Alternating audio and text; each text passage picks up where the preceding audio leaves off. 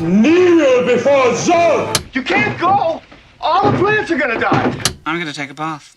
Bad dates. I'll alert the media. Boys, keep off the moors. It's evil! Don't touch it! The name's Pliskin. No wire hanger!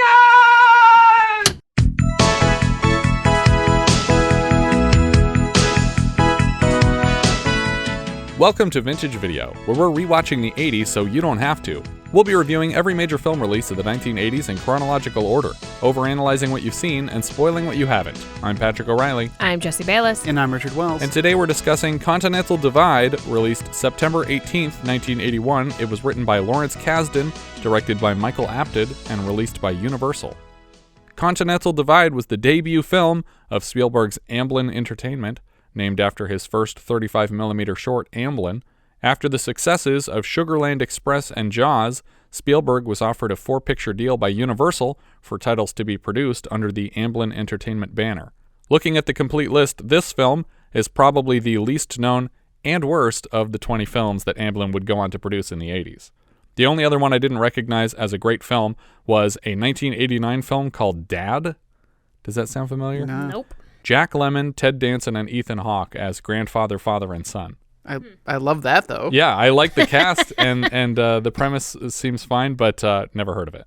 Everything else is major titles that we've all seen multiple times, because Amblin just did Spielberg and Zemeckis movies, basically, and Joe Right. Dante movies. But this was part of a 4-pack, and it was the first one. Yes, and the other 3 were like Poltergeist, E.T., and whatever he did after E.T., maybe the Twilight Zone movie or something like that, but it was like 3 huge titles in a row. When Kasdan's agent put the script for Continental Divide on the market, 4 studios were bidding on it simultaneously, presumably based on the strength of The Empire Strikes Back and Raiders, and not because of this script itself.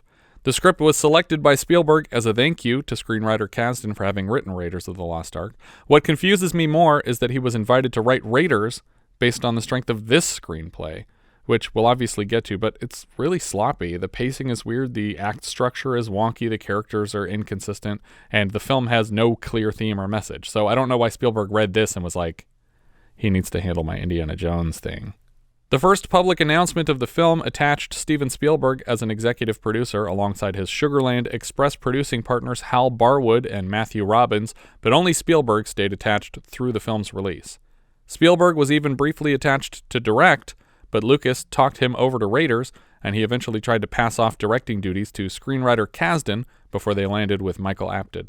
Jill Clayburgh had agreed to star on the condition that one of 3 actors was brought on to play her love interest: James Caan, Christopher Walken, or John Belushi. The character as written was a slim romantic type, and yet Belushi won out.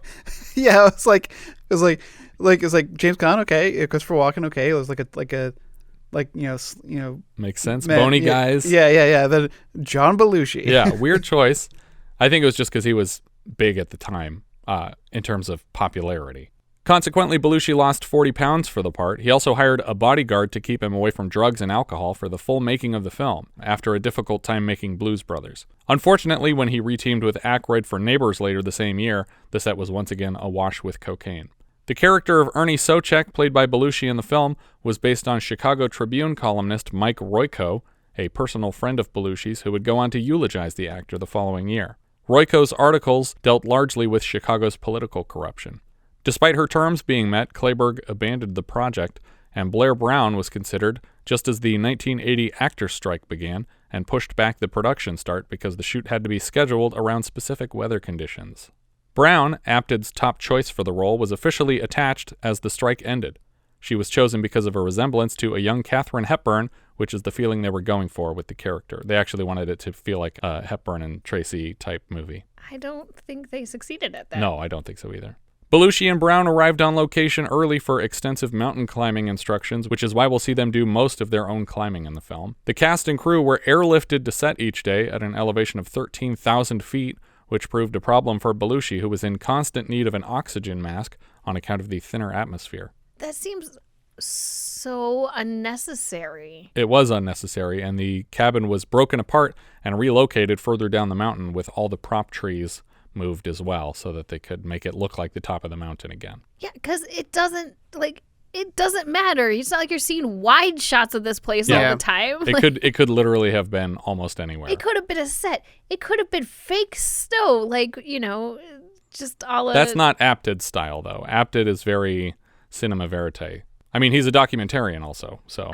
I get it, but this is not that kind of movie. Yeah. An interior cabin was built in a nearby town at the foot of the mountains and eventually moved to the Universal lot for pickups. On a budget of $9 million, it made $7 million in the box office. Critically, though, it was well received, and Brown was nominated for a Golden Globe for her performance, losing to Bernadette Peters for Pennies from Heaven.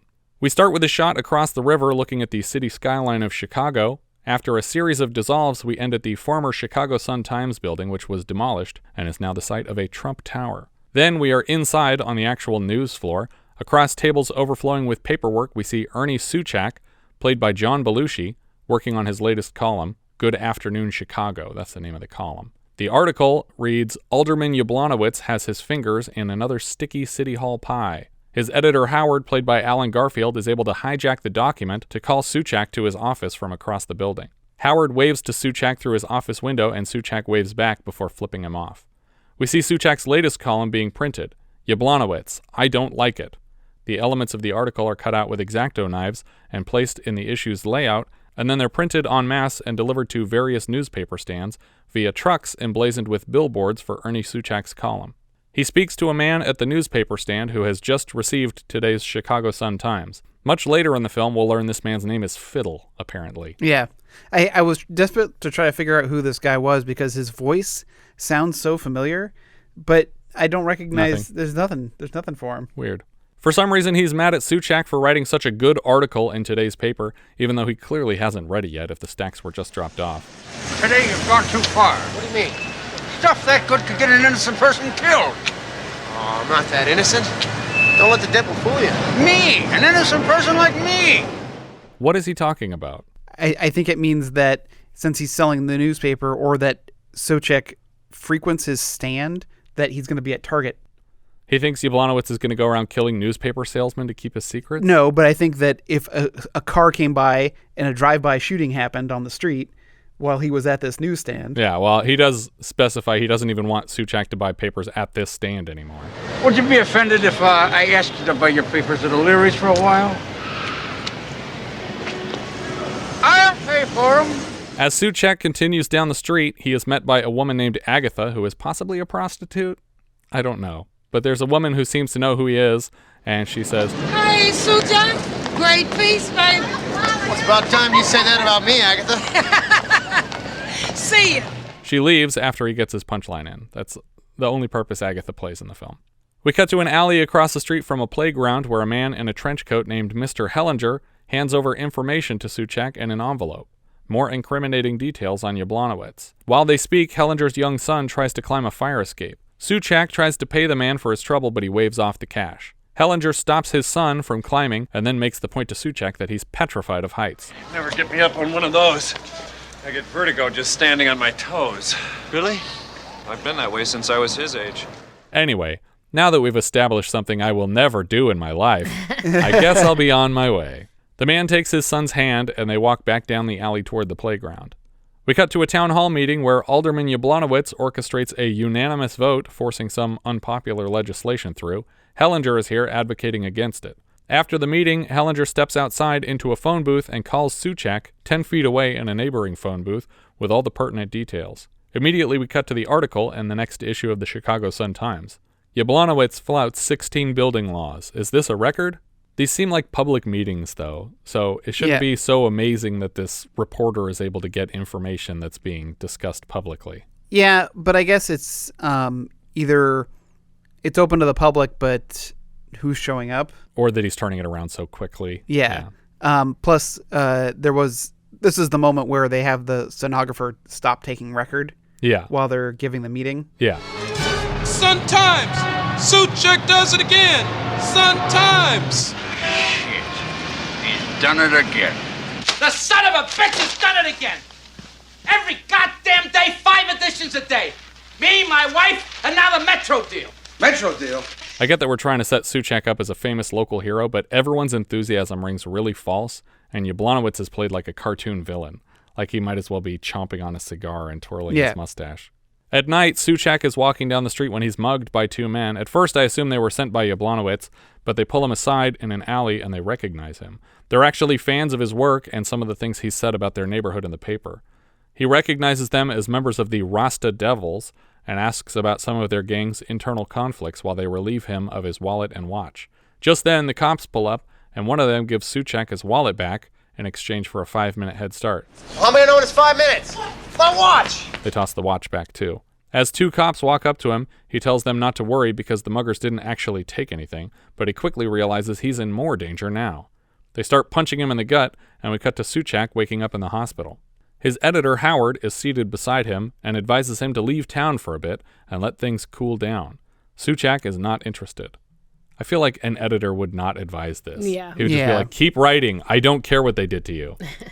We cut from the hospital to his editor's home, where Souchak has been invited to dinner with Howard and his wife Sylvia. They're trying to sell him on the Nell Porter story, but he keeps telling them he's the worst possible choice for an assignment in the Rocky Mountains. She's never been interviewed. 4 years she's been up there, completely alone. Apart from her eagles. Yes, she's a highly respected scientist. She's an eagle freak. She is a holy woman. Oh.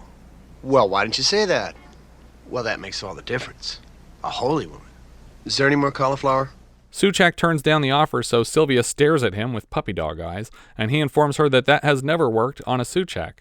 And of course, we follow with a Gilligan cut to Souchak and a climbing guide named Deke hiking through the hills at the base of the Rocky Mountains. I also think that this premise is a little weird. It's just like, hey, you're a really famous political writer. Mm-hmm. Why don't you go write on this person who's never been interviewed that people would be dying to hear about? Like, what? Nobody's dying to hear about the Eagle lady that nobody's interviewed. You know who else hasn't been interviewed? Like millions of other people. Yeah. Unless she's supposed to be like the Jane Goodall of Eagles. Yeah. Like she's just super well known, but I don't get that impression. And there are presumably other reporters for this paper that they could have sent for this.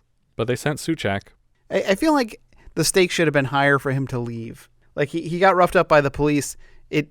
Because we will see higher stakes later. Right, yeah. I feel like that should have been going on already. Yeah. Yeah, for sure. Maybe it was originally, and then they rearranged it. I feel like the hard cut would have been funnier with him and the editor out on the street talking, and then his apartment explodes, and then we hard cut to him in the Rockies. Souchak is obviously not fit for this terrain, and when he refers to the path as mountains, Deke claims they haven't even gotten to the mountains yet.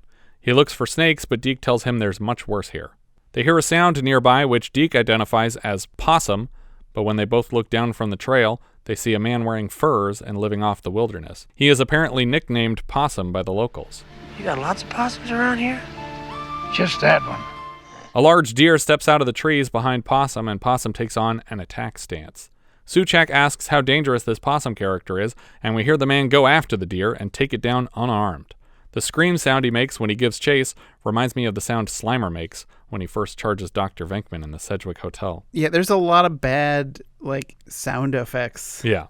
That night, when they make camp, Deke tells Souchak that Nell Porter hates reporters and almost killed the last one that came up here. That's how protective she is of the eagles in this area. Deke and Souchak continue to climb slowly across a sheer mountain face, and Souchak is obviously having a difficult time. Deke comments on how thin the air is in these mountains, just as Souchak pulls out a box of cigarettes. He's 2 puffs into the first one when he passes out from the lack of oxygen. Sometime later, he wakes up to find himself surrounded by black bears. He prays to God that if he could save him from these bears, Souchak would never ask for anything else. Just then, Deke returns and shoos the bears away. Souchak returns to his backpack to find his cigarettes have been mostly eaten by bears. They finally reach Nell Porter's cabin, nestled in the snow in front of a row of pine trees, but she's not home. Before he leaves, Deke gifts Souchak a bunch of his supplies. He explains that he was only hired to take him up and down the mountain, so he'll be back in 2 weeks to pick him up.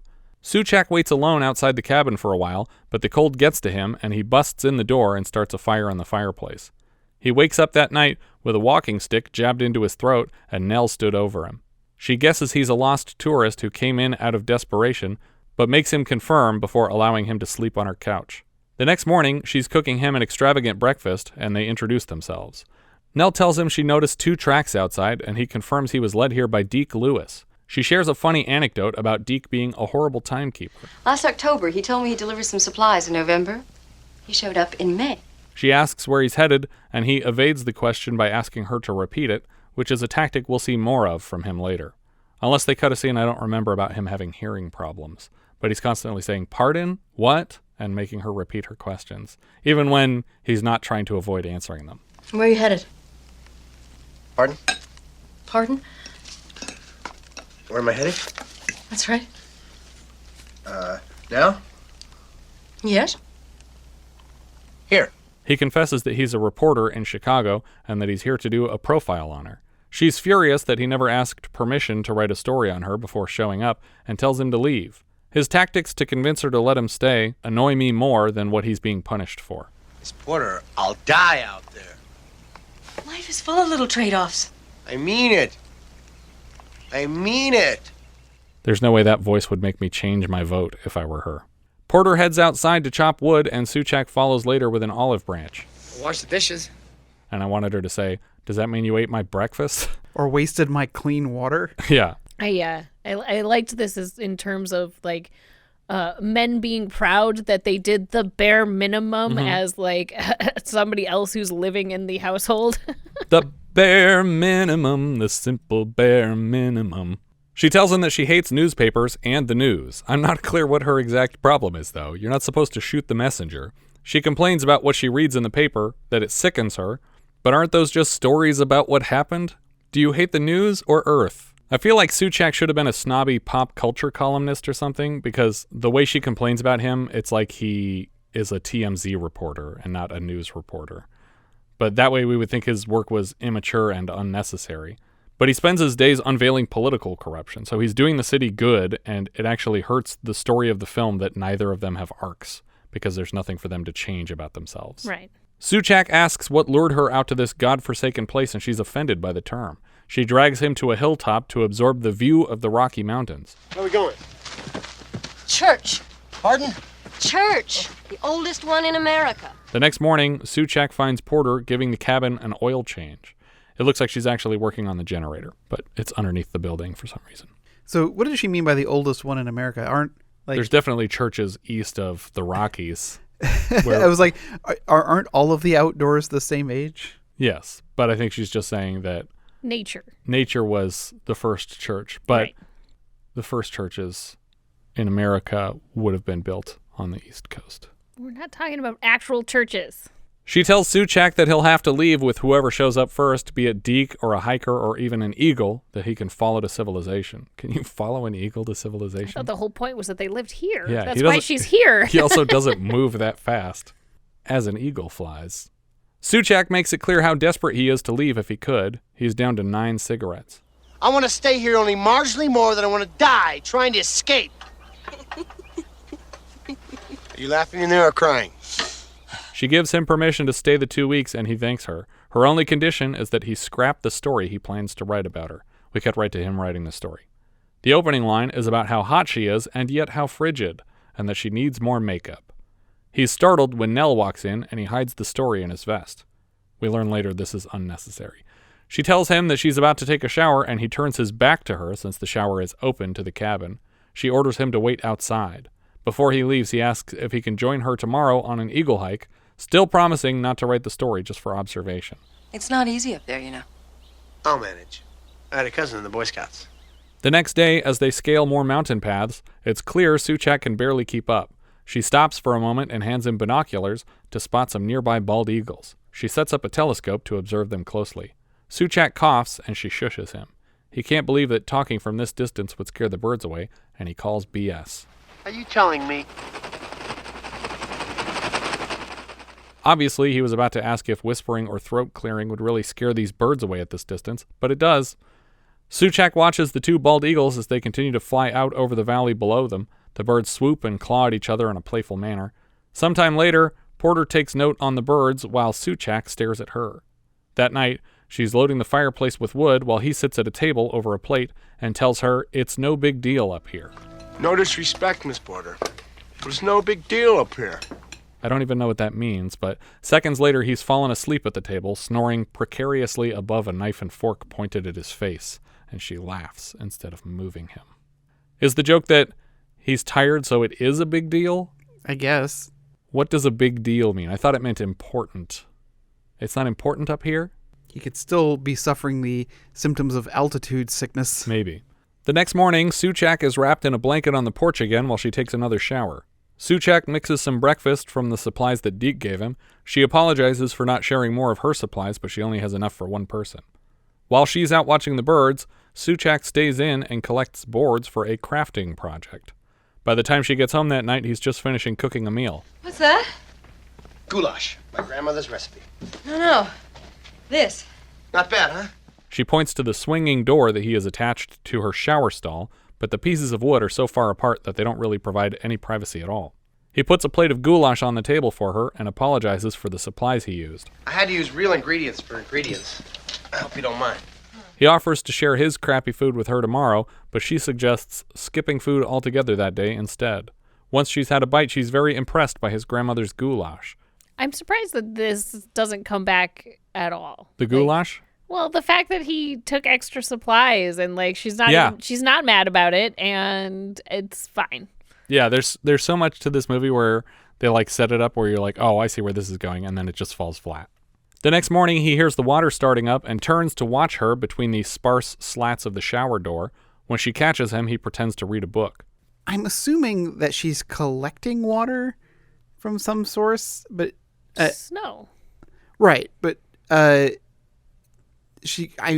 don't see any kind of storage tank, so I don't know how much water she has, but she takes a lot of showers. That's true. And I was just thinking, I appreciate taking showers, but it seems like she's showering in alarmingly large amounts and using just tons of water Yeah, because he's outside for a while, it looks like. Yeah. And it just seems, I don't know, with limited supplies, water would also be one of those things that I would want to conserve. Back in the mountains, we see Porter getting some film camera footage of the same bald eagles when shots begin to ring out. They trace the sound to a pair of poachers, and using her walking stick, Porter is quick to detain them both. She knocks the guns from their hands and turns one of their shotguns on them. We're from the Department of the Interior, Game Protection. What the hell? Look, just shut up! Mr. Harris! She tells them that there are only 2,000 bald eagles left in the wild because of assholes like him. As of 2022, there are currently in the neighborhood of 315,000, so they're making a recovery. She takes their IDs, destroys their shotguns on a nearby rock, and advises them to turn themselves in at a nearby ranger station. If they don't comply, the FBI will start tracking them down. After she storms away, Souchak tries to back up her threats. Okay. At night, Porter is showing Souchak the path that the eagles have taken on a map, and suddenly he's trying to kiss her, but she shuts it down immediately. Souchak continues writing in his diary, expressing a fear that he's been here too long because he's forgotten the names of the shops on Michigan Avenue. Porter snatches away his legal pad, but can't read his writing because it's in a patented shorthand. Obviously, we were supposed to think he was going to get in trouble for writing about her, but it doesn't matter because she can't read it, so she can't prove anything. And in turn, that doesn't matter because he flat out admits to writing the article he promised not to. And finally, that doesn't matter because she's fine with the article being written now for no particular reason. Nothing has inspired this change in her opinion. She probably would have had a change of opinion if she could read it and read that he just wrote that she's frigid. Yeah. It's literally just a piece on what you look like right now. And it's so obnoxious that she's not attracted to me. And that's a problem with her. Yeah. What kind of an idiot isn't attracted to me? Why don't you do a story on me? Pardon? Things that happen should matter in a script. Otherwise, take them out. She walks away from him and he starts listing Michigan Avenue storefronts like, oh my God, I'm turning back into a human. The next day on their bird watch, she tells him her life story, but reminds him how to spell simple words along the way. I decided even before I left Gambia, that's Gambia. I know how to spell Gambia. It reminded me of a similar moment in Adaptation when Susan Orlean takes LaRoche to an orchid show and they're having a bit of a tiff, so he starts condescending to her. And sure enough, they found this moth with a 12-inch proboscis. Proboscis means nose, by the way. I know what proboscis means. Hey, let's not get off the subject. This isn't a pissing contest. It's also a great argument because she spells it for him, and then he admits that he already knows how to spell it, but she could never disprove it because she has already spelled it for him. Right. But it's also right after she spelled another simple word for him, and he was like, oh, okay, thank you. Like, you obviously knew how to spell that first word. Why did you wait until Gambia to be offended? It seems like Souchak is annoyed that her story isn't more interesting, and later when he tells her his story, she's just as annoyed about how boring it is. Maybe reporters find other people interesting because they're so goddamn boring themselves. Souchak, maybe people find eagles interesting for the same reason. So at least the screenwriter is confirming for us that both of these protagonists are intentionally boring. I'm not imagining it. She repeatedly calls him Souchak, and it grates on him. Everybody I know calls me Souchak. My name's Ernie. Start a trend. Call me Ernie. When she refuses to call him Ernie, he tries to kiss her against her will again, and she reminds him she has asked him not to do that. Christ, what is it with you? I don't believe this. You're angry. Good God, what an ego. In the middle of the night, Porter calls to Souchak and announces he can't come with her tomorrow, but it's not because he keeps trying to kiss her against her will. Why not? That should be the reason. Yeah, that's a great reason not to bring this guy, and not to invite him into your cabin also. Yeah. Send this guy home now. Why not? Some things I do here I have to do on my own. The next morning, she sneaks out with her walking stick, and he follows her discreetly from a distance. She stops at a nearby fallen tree, and Souchak notices Possum sneaking out of the woods. He starts making loud animal sounds and then bursts out of the tree line to chase her away. When he finally catches up, he lifts her in the air and they're quickly kissing, and Souchak realizes he has interrupted a date and retreats to the cabin. He frustratedly thumps the shower door and it collapses to pieces. When she comes back, he's peeling a potato. He has a big bandage around his thumb from where he hurt himself rebuilding the shower door. She asks if he's coming with her tomorrow, and he says no thanks. When she leaves the next morning, Possum descends on the cabin, and the men are quickly fighting. Possum defeats Souchak handily. Porter returns to break up the fight. Are you all right? That's just my body. Souchak uses an unfortunate derogatory term when asking who Possum is. Here we learn Possum's real name is Max Bernbaum. Turns out Souchak is a huge fan. Bernbaum was a former NFL player who walked away from an incredible career because he'd had enough of the corrupt system. Max Bernbaum? The Brooklyn Behemoth Bernbaum? The 3-time All-American at Michigan Bernbaum? The #1 draft pick of the Washington Redskins Bernbaum? The defensive end who told the NFL to shove it up their defensive end? That Max Bernbaum? Well, let me shake your hand. This is an honor. May I have your autograph? Back inside the cabin, Max is dressing Souchak's wounds that he caused, while Porter tries to tell them both she's headed out for a hike. The two men are so fascinated with each other that they don't hear anything she says, and eventually she leaves. Turns out Max is a huge fan of Souchak's, too. Later, we see Porter and Bernbaum walking outside the cabin, and she tells him it might be time to call it quits on their relationship. He's very understanding and invites her to call on him if she ever needs a good fucking. As long as you're okay, Nell. And if you ever feel like you sometimes feel... She watches Possum disappear back into the woods and returns to the cabin. Inside, Souchak is writing an article on his encounter with Max Bernbaum. He asks Porter if he can mention her in the article, but she claims not to know Bernbaum that well.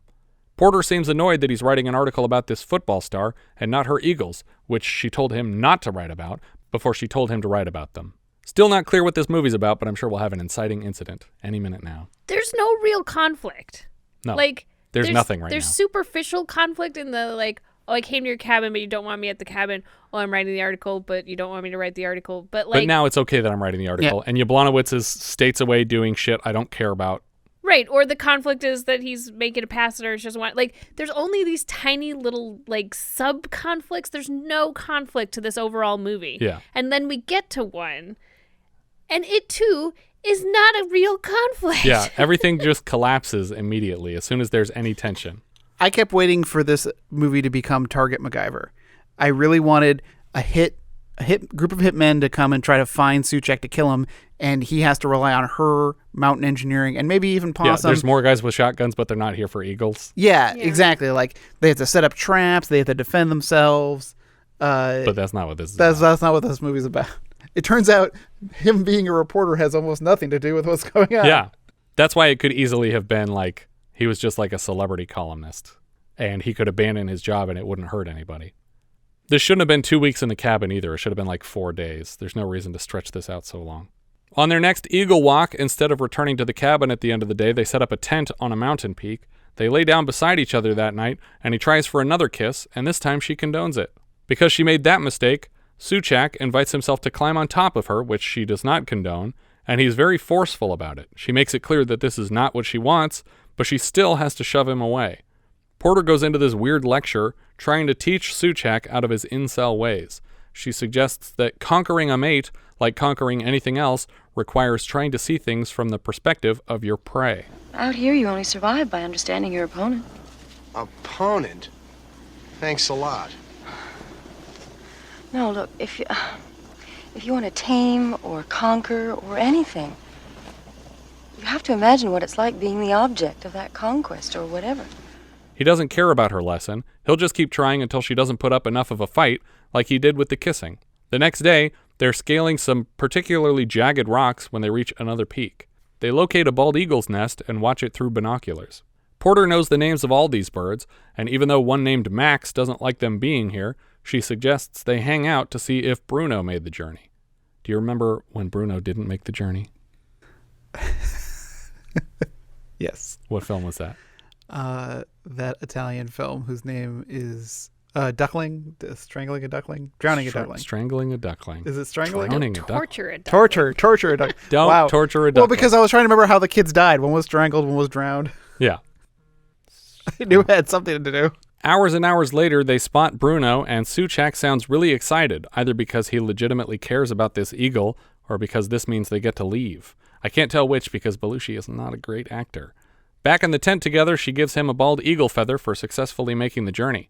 It looks like there was a snowstorm in the night, and the next morning, they're hiking through a few inches of powder until Souchak loses his balance and falls down a hillside.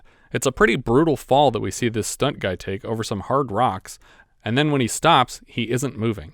Porter catches up with him and checks for broken bones. She tells him to lie still while she begins melting snow in a pot. She takes their rope and ties it in crisscross knots to form a sort of gurney shape in the snow, and then dumps the melted snow across the ropes before laying a blanket over that. She dumps the rest of the water into the blanket, which freezes in the shape of a toboggan. She moves Souchak into the sled and then straps him in. She is forced to drag him all the way back to the cabin, but first she rides him like a sled down the hill. We get a lot of terrifying shots of her lowering his body over the edge of a cliff face, and I kept expecting a moment like in The Simpsons when the EMTs drop Homer into Springfield Gorge over and over again. They make it back to the cabin, though. But it's all very kind of nonchalant, like, I'm just taking you back across this mountain on its sled. Yeah, it doesn't look like she's dying or anything. No, it doesn't even seem all that difficult, except for the moment where she's kind of lowering his body with some rope. And I'm like, it seems like she could have done this and carried 2 people back to the cabin by herself. But it would have been a little bit harder. We're now at the 1 hour mark, and I have no idea where this film is going.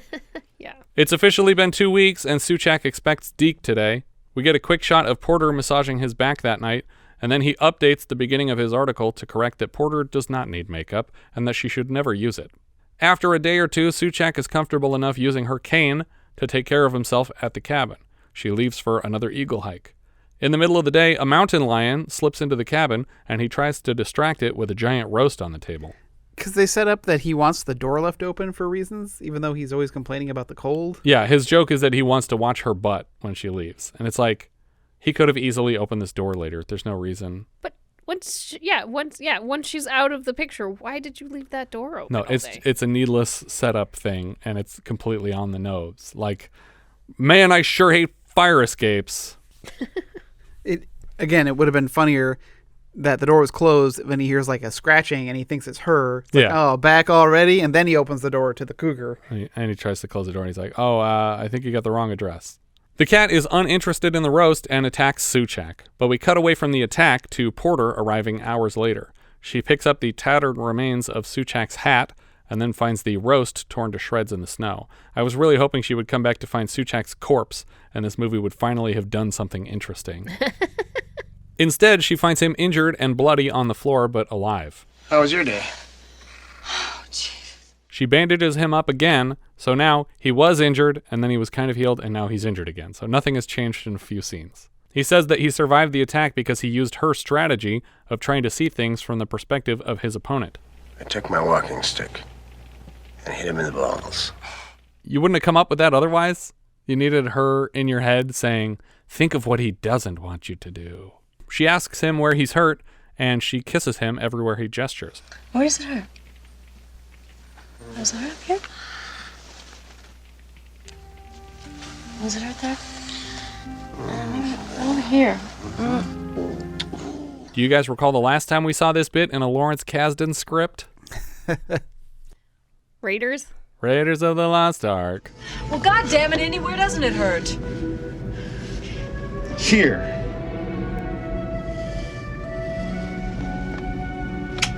I'm pretty sure that this was in this first. And then Spielberg liked this part and was like, can you use it there? Or when Kasdan sat down to write it, he's like, he told me he liked this moment, so I'm going to use it in the Raiders script. But I'm sure it was in this script first.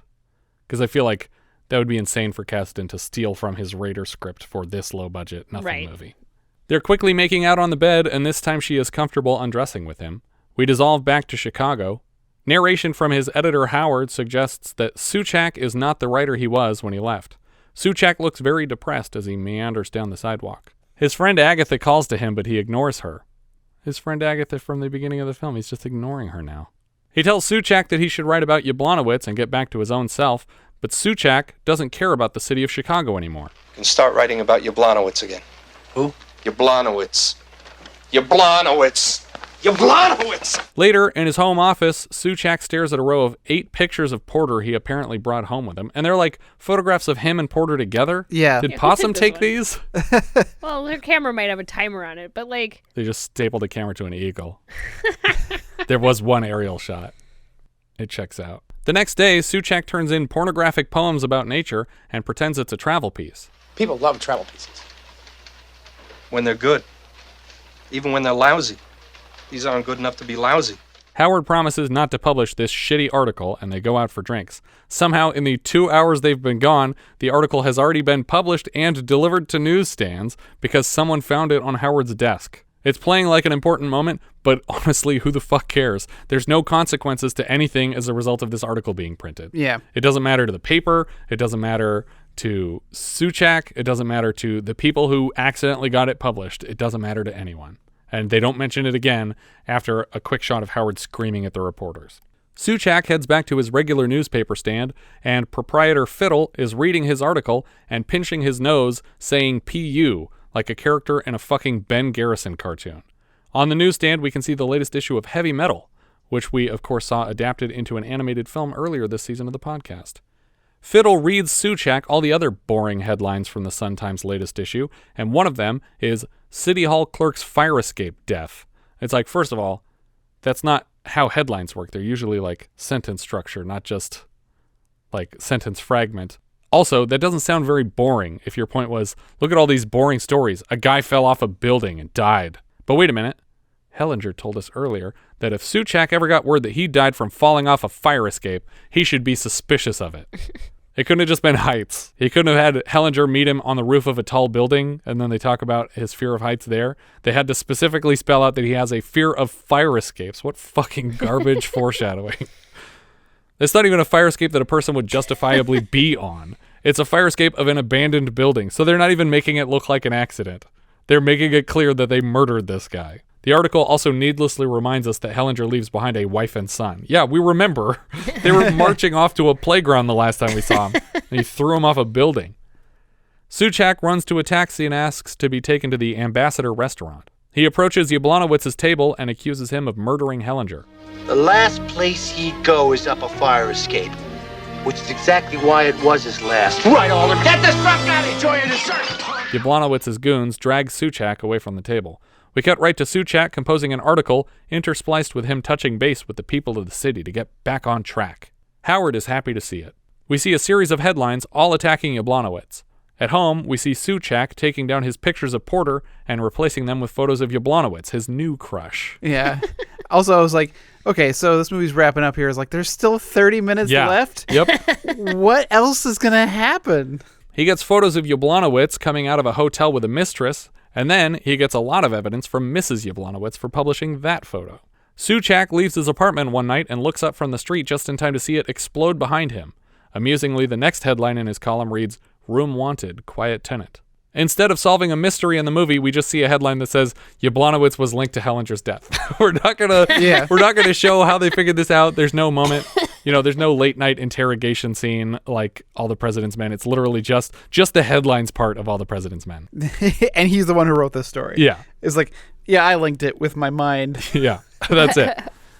As they prepare the front page with a headline about Yablonowitz fleeing the country, Howard notices an article about Nell Porter giving a lecture in town. He is for some reason shocked by it, even though he is the editor and obviously approved the article and its placement on the front page. Holy cow. I don't believe it. Also, who cares? A bar full of people congratulate Souchak for defeating Yablonowitz once and for all. Howard asks Souchak to confirm that he's not still in love with Porter because he doesn't want to lose his top writer. And you're not going to her lecture tonight? No, thanks. Good, I'd rather you didn't. Well, I'm not. Good, better that you don't. Well, I'm not, for Christ's sake. For the paper's sake. Good. Fine. Fine. Good. We cut right to Souchak at the lecture. Oh my God, get it?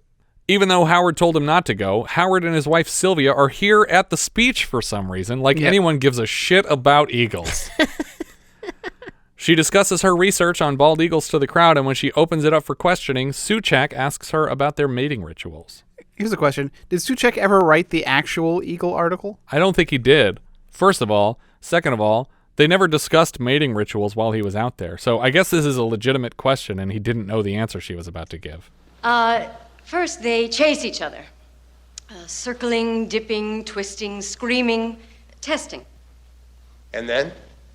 Then they come together, their talons locking. Inseparable? For a short, very happy time, yes. And they fly that way? No, not together. They begin to fall, plunging and tumbling down and down. Well, it sounds dangerous. But thrilling.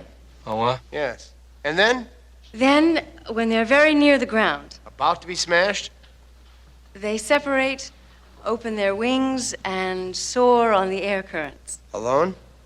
Each alone. That's the only way they can fly. And that's all there is? Unless they do it again.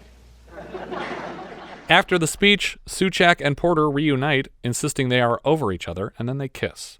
We dissolve to them plummeting to the ground with their talons interlocked, by which I mean naked in bed together. I have no idea where the story could possibly go from here because everything is resolved and we have 20 minutes left. Yablonowitz is defeated. The lovers are back together. Eagles are saved? Eagles are saved. Yeah, but then we just had the analogy that they can't be together. They can't be together because they'll crash into the ground. Right. So just leave and go your separate Get ways out. and be done. She invites him back to the Rockies, but he's doing important work here in Chicago. Neither of them is willing to relocate for the other. We get more narration from Howard and his wife Sylvia for some fucking reason. These two can shut the fuck up already. Like, I started to get mad at the movie now, where it's like, these other two characters, oh man, I love them. I'm going to put more of these two talking. I need to hear what their thoughts are in bed at night. It felt like a Woody Allen film, where like just these two unrelated characters are narrating what these other two characters are these doing. the fucking Rosencrantz and Guildenstern of this story? They're completely irrelevant to the plot entirely. They could have been written out and I wouldn't notice, except I'd be less annoyed at the end of the film. Souchak walks with Porter down the street, and as they pass the newspaper stand, he says hi to Fiddle, the first time the man's name is mentioned. Fiddle is shocked to see a popular celebrity entertaining a woman for some reason. Souchak spends all day telling Porter how to survive in a city that she already told him she doesn't want to live in. As far as she's concerned, the only good thing about Chicago is Souchak. I still want to know what's wrong. And I still don't know what you mean.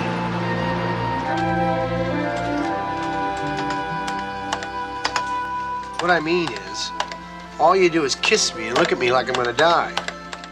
I can't imagine how hard it is for Blair Brown to watch this movie with that line in it now. It's like how we had 50 jokes in Bustin' Loose about Richard Pryor catching on fire. This is where the movie makes a very weird choice. Instead of a happy ending where the characters end up together in one or the other town, it tries to make a happy ending out of them splitting up. Porter has tickets on a train back to the Rockies tomorrow morning.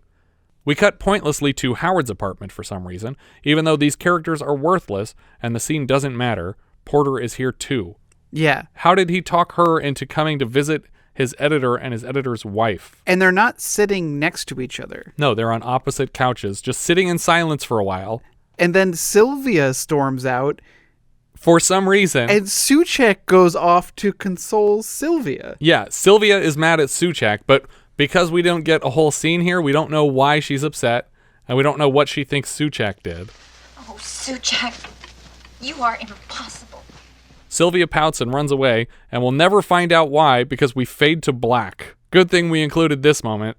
If we faded to black on the previous scene, I would be completely lost. The next morning, Porter leaves early for her train, and Souchak heads to her hotel to take her there. When he finds her room empty, he carries his bouquet of flowers out to the street and flags down a taxi. After it pulls away, we can see another taxi parked behind it with the number 1138 on the hood. Hey! One of many cinematic references to George Lucas's first film, THX 1138. As in Empire Strikes Back before the Battle of Hoth, when General Riken says, Inroads 10 and 11 to Station 38. I found lots of websites claiming 1138 can be seen as a wing number on a plane in Raiders, but none of them included a screenshot, and the only wing number I remember was a C-3PO reference, not an 1138 reference. I think it's a C-3PO and Obi-Wan. No, it's just it's an OB-3PO. Yeah. But there's no 1138 on that plane. I don't know if there's one on a different plane. Souchak finds Porter at the old Chicago and Northwestern terminal posing as Union Station. Souchak jumps on board Porter's train and joins her in a passenger compartment. I didn't want to see you again. What? I don't understand these characters, and they also have no chemistry at all. She tells him to get off the train, but they waste too much time kissing, and he decides to get off at the next stop so they can kiss more. Bill Henderson shows up as the conductor looking for tickets. Souchak asks if he can buy a ticket to the next stop, and when he goes to dig cash out of his pants, the conductor sees that he is wearing his underwear and understands what's happening in this compartment. That'll give you about an hour. When the train stops in Rock Falls, Souchak steps off and waves to her through the window. As the train pulls away, Porter cries in her compartment until she hears a knock at the door. I'll go as far as Cedar Rapids. He continues buying tickets to follow her all the way to the Rockies.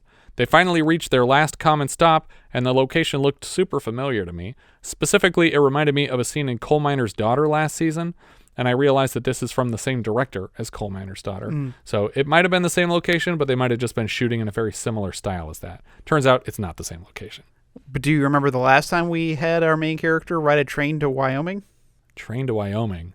Heaven's Gate? Yeah. Yeah. Fancy train. Our lead characters say goodbye again for the 8th time in the last 10 minutes, but don't worry, they aren't done. We just said goodbye. I know. Let's get married. Marry me. Be Mrs. Souchak. Come on. They get married in a general store, officiated by a local justice of the peace. They hear the honking horn of Souchak's departing train and have to leave immediately after their vows. They run together to the train as it slowly pulls away from the station. The justice of the peace, general store owner, and Deke are surprised that the couple are sticking to the plan of living on opposite sides of the country. You mean they aren't going to consummate? I think they already have. The train actually stops for Souchak to board and then starts rolling again. Porter runs after the train for a while, but eventually it pulls away and they're finally saying goodbye for the last time. Hanging off the last train car, Souchak waves to her with his hat, which is reminiscent if not an intentional reference to the ending of 1948's Three Godfathers when John Wayne waves goodbye with his hat from a car of a departing train. Credits roll over a wide shot of the mountains beside the tracks. The end. Well, not only that, we get a song for the film. Yes. And as soon as I started hearing the singing, I was like, oh, that's Helen Reddy. It is Helen Reddy. I was so excited. I know Helen Reddy's voice anywhere. This is an original theme song for the film called Never Say Goodbye, which is amusing because the leads just said goodbye like 12 times. And it's being performed by Helen Reddy, and the lyrics were written by Carol Bayer Sager, whose name is actually misspelled in the credits. Carol Bayer Sager also wrote When You Get Caught Between the Moon and New York City for Arthur earlier this year. That's the end of the film. Woof. So the only conflict that I feel like ever really sustains is that they can't live in the same city, and they don't address it. Yeah, they never resolve that conflict. They don't have a resolution at the end. It's not like, cool, I'll come visit you so after you come visit me, we'll just stay in our separate... Like, there's no resolution. They just depart. I think what they were trying to do when he's giving her the tour and telling her how to survive is just like, oh, she taught him how to survive in the mountains. Now he's trying to teach her how to survive in the city. It feels like it's still him trying to lure her to Chicago, though. But I think what movie does this better is Crocodile Dundee. I think because I feel like we've referenced Crocodile Dundee like a couple times now.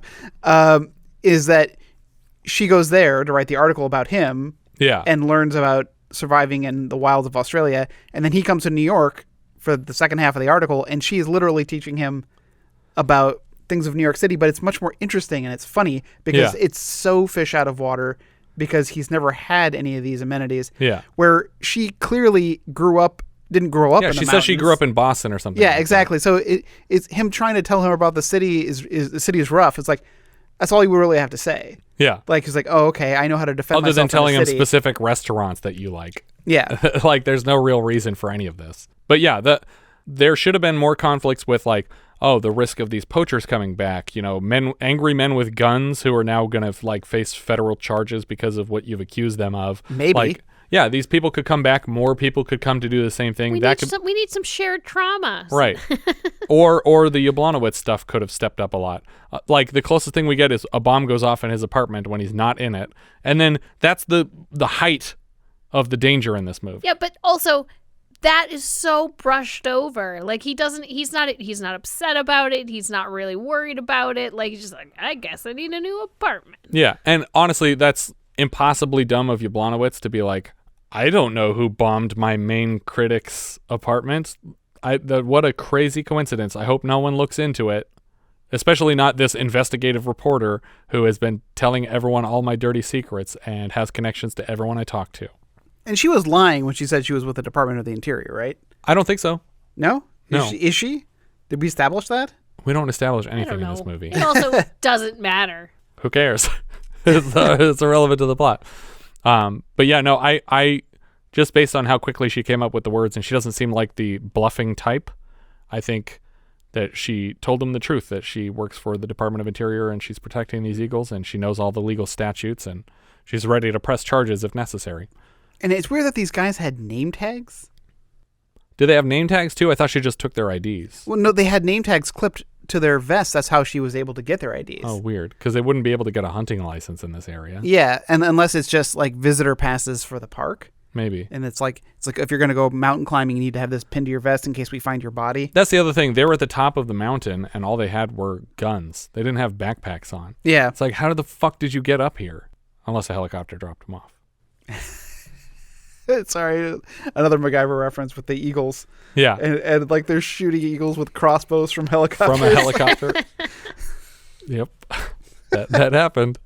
This movie's a thumbs down for me. Yeah, it's a thumbs down, and I'm just really surprised that Spielberg saw a screenwriter in this movie. Because Lawrence Kasdan has done undeniably great work after this film. So I don't know.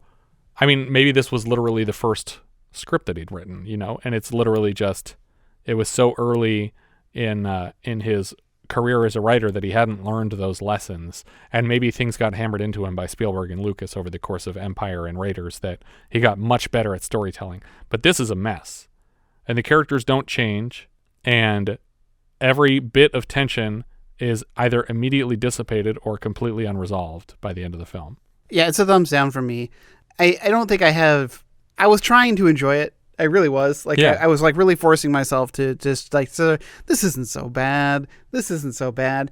But thinking about it and looking at it, there's nothing happening, and I just feel really unsatisfied when it's all over. Yeah. Because it doesn't have a typical act structure where you're following the same plot from beginning to end. It's like it's like three movies stapled together. It's like a trilogy that someone made all as one movie, and the three parts have no bearing on each other. But yeah, definitely not great. What are we thinking Letterboxd for this one, Jess? I don't have it super high. It's I have it at 91 out of 121. It's below The Unseen and above the Four Seasons. Okay. Is it The Four Seasons or just Four Seasons? I think it's The Four Seasons. I have it at 66, which puts it below the first Monday in October, but above Kill and Kill Again. I have it in 86th, which puts it under Winter of Our Dreams and above Escape to Victory. Our director here was Michael Apted.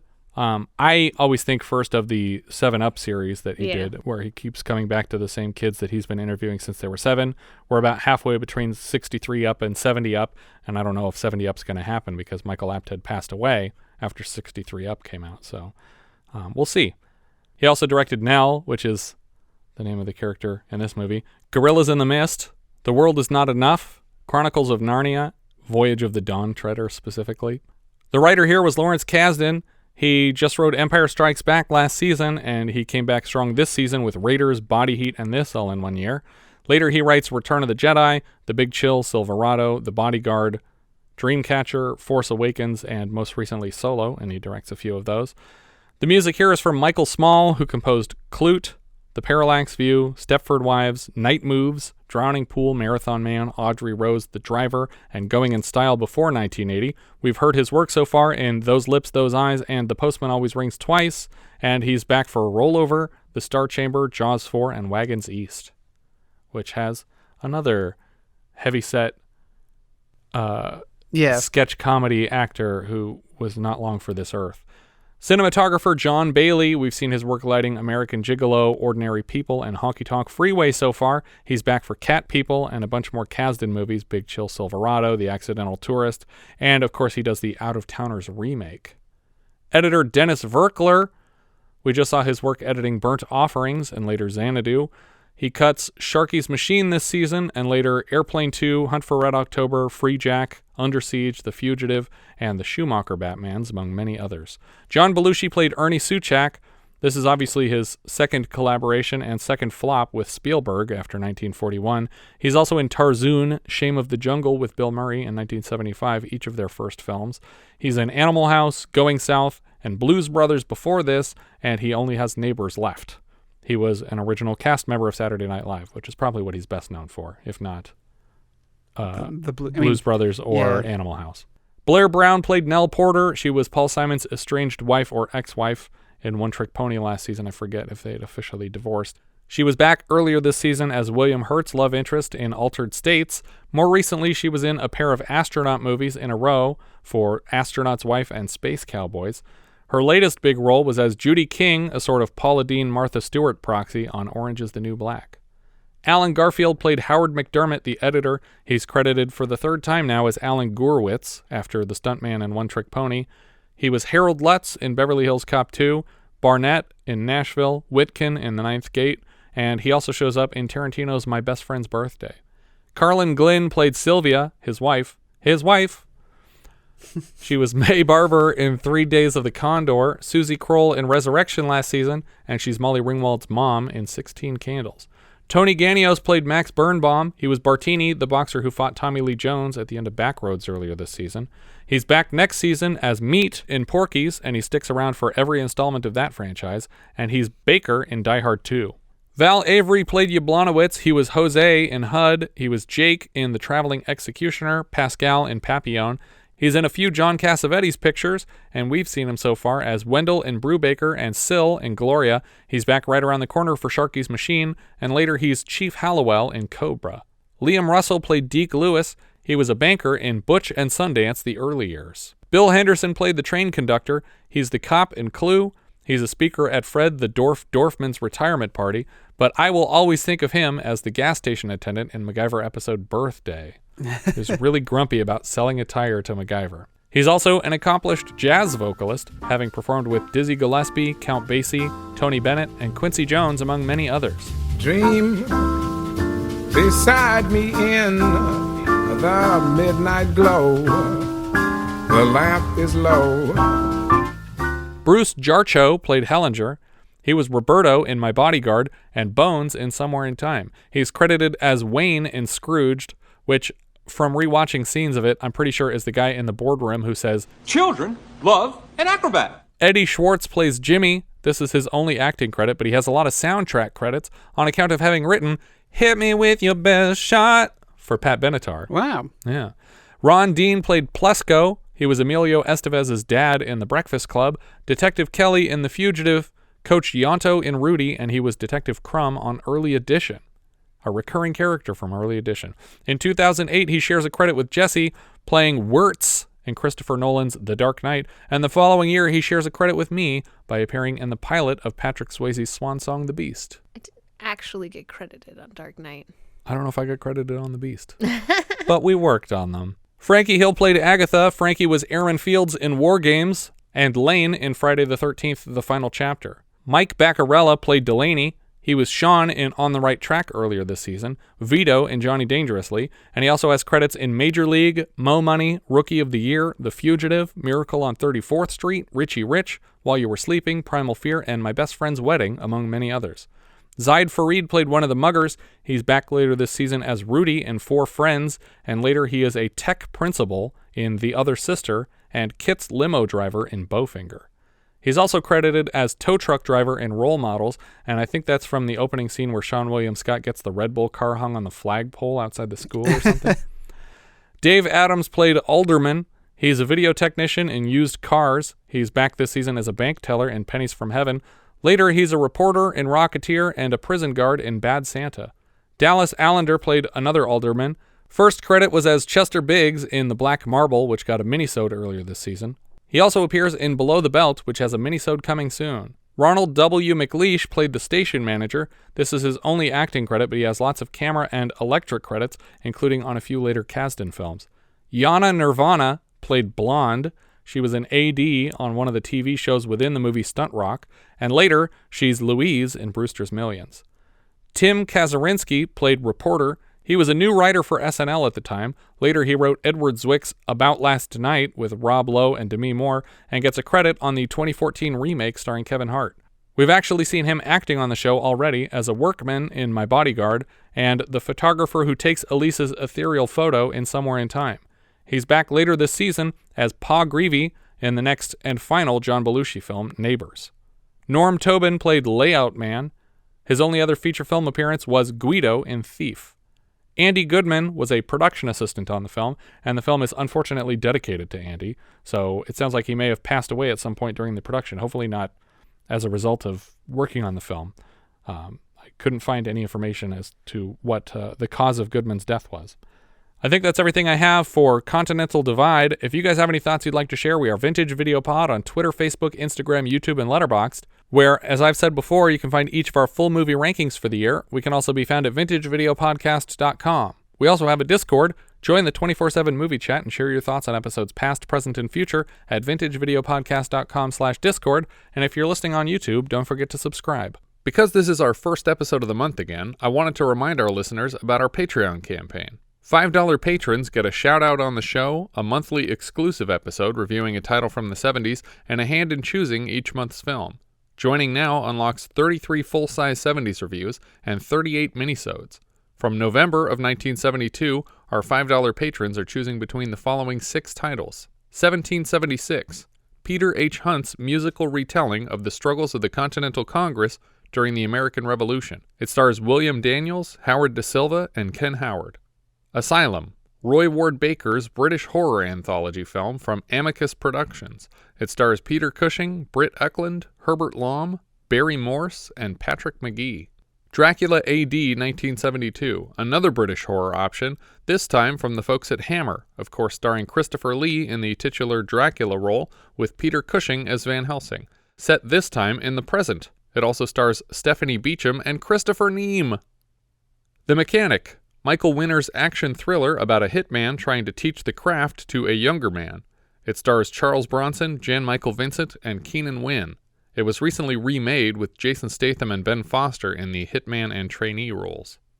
Solaris, Andrei Tarkovsky's space epic about a psychologist sent to a distant space station to determine what has driven the previous crew insane. Or Terror at Red Wolf Inn, Bud Townsend's dark comedy horror story about a young woman winning a vacation at a Motel Hell-esque resort run by an elderly couple who serve human flesh to their customers, each of which will be celebrating their 50th anniversaries this November. Thank you so much for listening, and I hope you'll join us next time when we'll be discussing The French Lieutenant's Woman, which IMDb describes like so. Anna and Mike portray 2 characters in a film set in 19th century England who fall in love despite the fact that Mike's character is engaged. So we have a film within a film story.